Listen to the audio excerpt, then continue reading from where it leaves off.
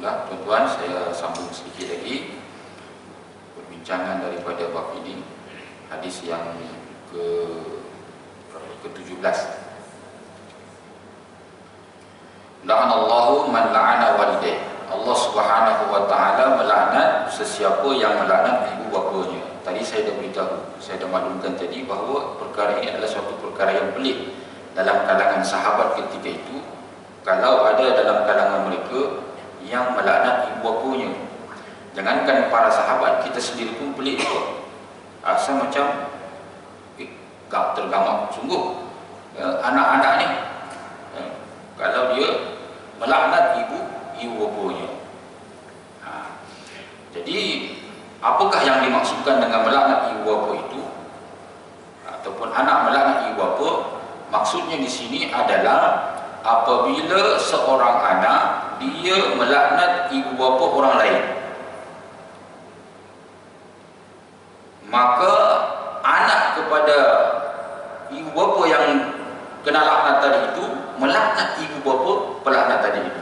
Maknanya anak saling melaknat ibu bapa.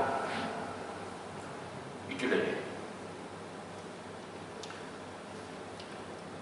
Dan perkara ini sangat-sangatlah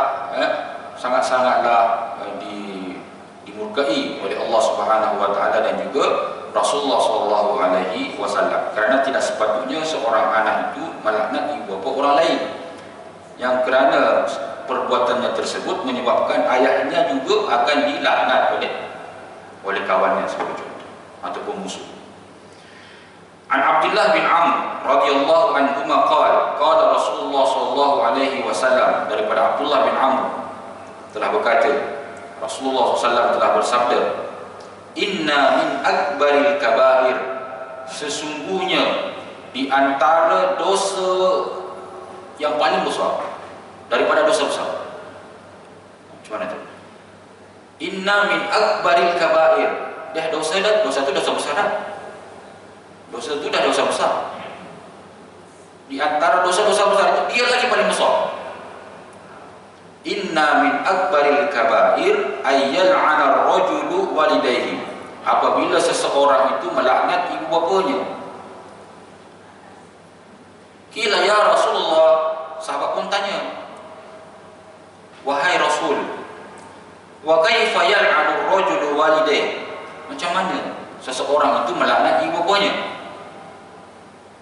Macam mana, bagaimanakah seseorang itu dianggap telah melaknat ibu bapanya? Itu soalan dia. Qal, maka Rasulullah pun menjawab, yasubbur rajulu aba ar-rajul, seseorang telah menghina, mencela ayah seseorang yang lain. Fayasubbu abahu wa yasubbu ummahu, maka orang tadi yang kena cela itu melaknat ayah dan ibu pencela tadi. Itulah dia. Hadisnya adalah hadis yang sahih, diriwayatkan oleh Imam Al-Bukhari. Jadi itu tuan-tuan, inilah beberapa poin penting yang terdapat di dalam secari kertas yang terdapat di dalam sarung pedang Imam Ali bin Abi Thalib radhiyallahu anhu. Jadi tiada apa, tidak dijadikannya Ali bin Abi Thalib ini sebagai anak emas daripada baginda Rasulullah SAW. Beliau tidak mempunyai satu ilmu ataupun satu wasiat, satu amalan yang dikhaskan untuknya. Tetapi apa yang diajarkan olehnya itu, oleh Rasulullah SAW pun sudah pun diajarkan juga kepada kita semua.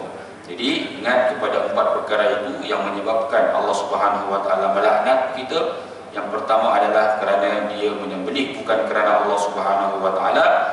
Yang kedua kerana mengambil batasan-batasan tanah. Syarahan kepada batasan-batasan tanah tadi itu sudah pun saya jelaskan juga tadi.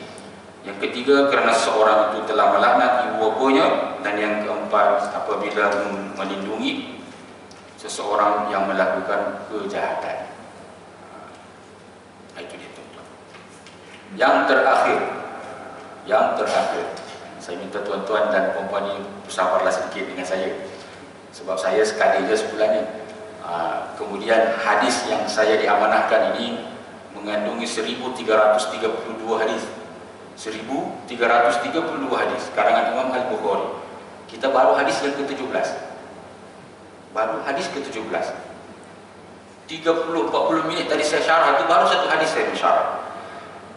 Jadi izinkan saya tambahkan lagi bab yang ke-9 ini. Saya cuma baca, saya tak syarah pun. Dengan saya baca itu insya-Allah tuan-tuan boleh faham automatically, insya-Allah. Minta 5 minit. Minta masa tuan-tuan 5 minit untuk saya bacakan hadis yang ke-9 ini.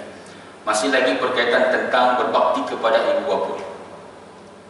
Kita kena wajib, seorang anak itu dia wajib mentaati ibu bapanya selagi mana perintah ibu bapanya itu bukan maksiat, bukan perkara yang salah. Inilah bab yang ke-9, ya birru walidayhi ma lam yakun maksiat. Seorang anak berbakti kepada ibu bapanya asalkan bukan perkara maksiat.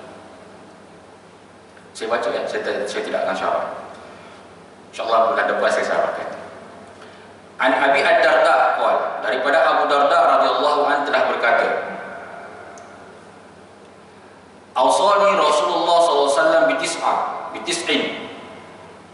Rasulullah SAW telah mewasiatkan kepada aku 9 perkara. 9 perkara. Ini Abu Darda ni, salah seorang sahabat Rasulullah SAW yang paling sering diberikan wasiat. Paling sering diberikan wasiat oleh Rasulullah SAW.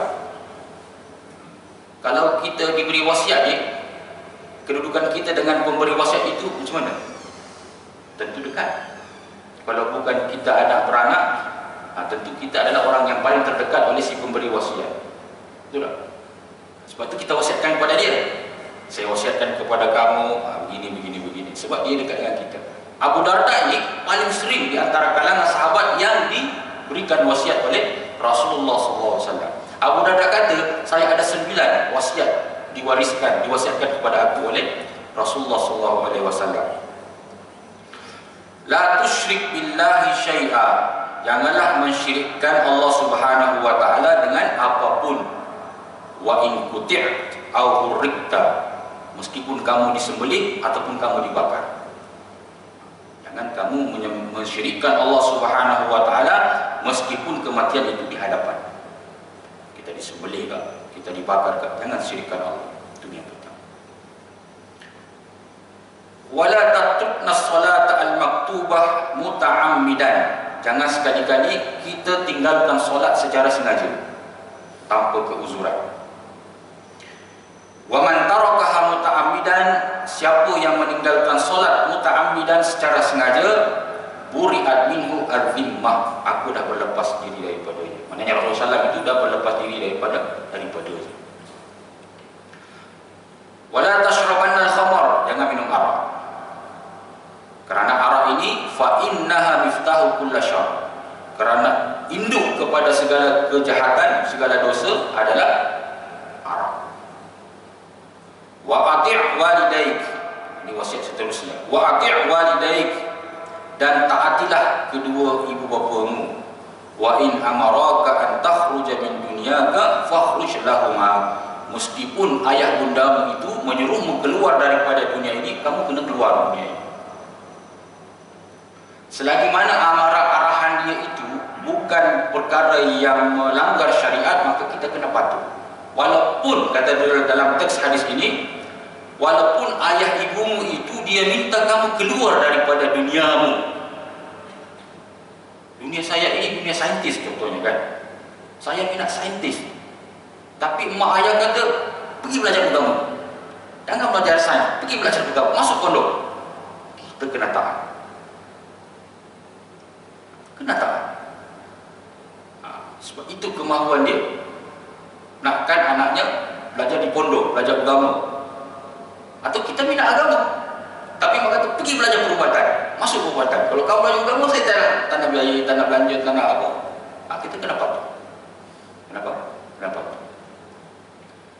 Wa ati' walidayka, maka taatilah ibu bapamu. Wa in amaraka, meskipun dia memerintahkan kamu, antakhruja min dunyaka, untuk keluar daripada duniamu. Dunia saja ini dunia saintis, dunia perniagaan. Tapi kalau ayah mak kata fakhruj, keluar, maka kita kena keluar daripada dunia selesa kita itu. Kalau dia nakkan kita jadi ustaz, kita jadi ustaz, pergi pondok, pergi belajar agama. Gitu. Di sini juga kita minta, kita menagih kebijaksanaan ibu bapa. Jangan sampai kehendak kita lebih dahulukan sehingga menyebabkan si anak itu jadi terbeban, tidak dapat menanggung apa yang kita mahukan. Kita nakkan anak kita ini menjadi seorang ustaz, sedangkan dia hafal pun lemah otak dia nak menghafal Quran apa sebagainya macam. Jadi naya kat dia. Itu kena juga lihat keadaan kita sebagai ibu bapa, kita tahu masa depan dia ni macam mana. Kita tahu tabiat anak kita ni macam mana. Gitu. Jadi jangan kita semena-mena untuk menentukan dia punya itu. Walaupun memang kita berkehendak berkuasa terhadap itu. Dan anak pun tidak layak untuk menyanggah ibu bapanya sekiranya dia nakkan sebegitu. Wala tunazi'anna walatal amr. Seterusnya nasihatnya di sini, jangan kamu menyanggah pemimpin. Siapa yang dilantik menjadi pemimpin, kita sebagai rakyat tidak boleh menyanggah dia. Wa in ra'aita annaka anta, meskipun kamu melihat dirimu itu berada di pihak yang benar dan dia buat benda yang salah. Perspektif kita, pemimpin kita ini salah dah. Jangan kamu sanggah pemimpin. Ini syarah dia tu panjang ya. Dia kena syarah. Tapi saya tak syarah. Sebab saya tidak mencukupi.